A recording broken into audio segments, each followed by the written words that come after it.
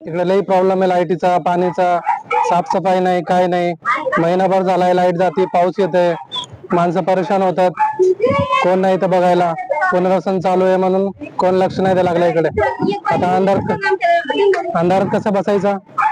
छोटे छोटे लेकर आहे, माणसं आहे, म्हातारे आहे, कोण आहे त्यांना बघायला? इकडे कोणाचं लक्ष नाही आनंदनगर मध्ये. कोणाच्या दबावाखाली लाईट कापल्या जाते, पाण्याची प्रॉब्लेम आहे, असं काय आहे का? आता कोणाचं नाव घ्यायचं, कोणाला सांगायचं? कोण बघायला तरी पाहिजे ना इकडे. आता कोण कोण आहे, कोण काय करते, कोणाला माहित पडत नाही.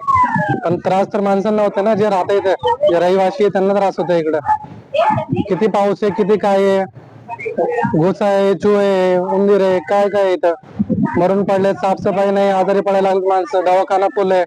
कुठून येणार आहे? गरीब माणसं आहे, कुठे पैसे खर्च करणार आहे दवाखान्यातनं? कोणी लक्ष द्यायला पाहिजे ना इकडं. किती माणसं मेले, डेंगू चालू आहे, काय चालू आहे, पण कोण नाही ध्यान द्यायला इथं. कोणाला सांगायचं, कोणाला करायचं? कोणतरी बघायला पाहिजे ना. आता हे उठणार आहे म्हणून कोण लक्ष नाही द्यायला लागला. संपलं आता, कोणाला काही घेणं देणं नाही इकडं. जवळ सगळ्यांचं काम असते, इलेक्शन असते, वोटिंग करायची असते, संधी येतात, आपलं आपलं काम करतात आणि निघून जातात. मग काय करणार आता? 15 दिवस झाले लाईटी नाहीत, लेकरांना मच्छर हे चावायला लागले, डेंगूची साथ निघालीये, लेकरांना सारखे आजार व्हायला लागले. किती दिवस झालं लाईट? आज 15 दिवस झालं लाईटी नाहीये. तुम्ही MSCB ला फोन केलता? हो, सगळ्यांना केलता. त्यांचं म्हणणं काय?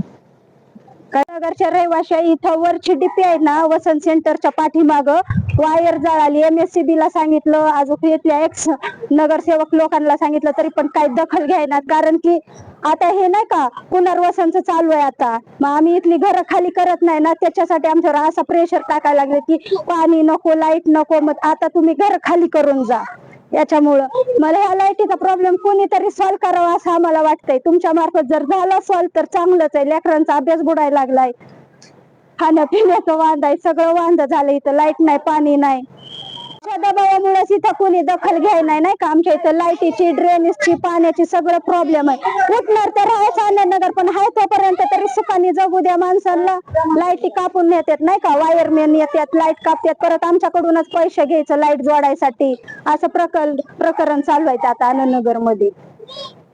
पाण्याचा प्रॉब्लेम आहे का? हा, पाणी पण नाही इथं. गटार पण बघा, गटारीचा पण प्रॉब्लेम आहे इथं. सगळेच म्हणजे प्रॉब्लेम आहेत.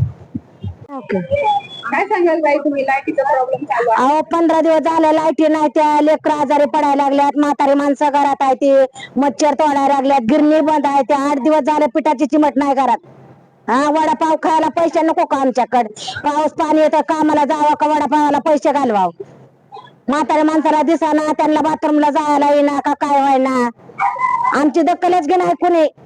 सारं या आनंदनगर वाळे सोडून दिलं या. ह्याला कोण वालीदारच नाही का, तर तुटायला लागल्यात.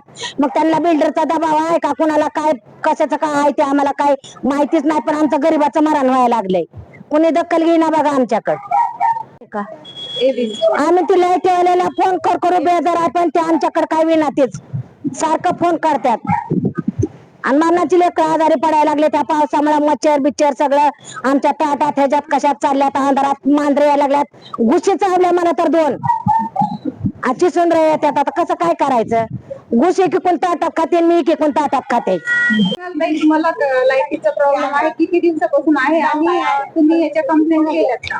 हो, 15 दिवस झाला आम्ही कंप्लेंट करू. आता काय सध्या लाईटच नाहीये. सगळ्यांना सांगून बघितले, कोण काय ऍक्शन घ्या ना. मग त्यासाठी आमचा प्रयत्न चालू आहे, पण तरी बी कोणी यायलाच तयार नाही.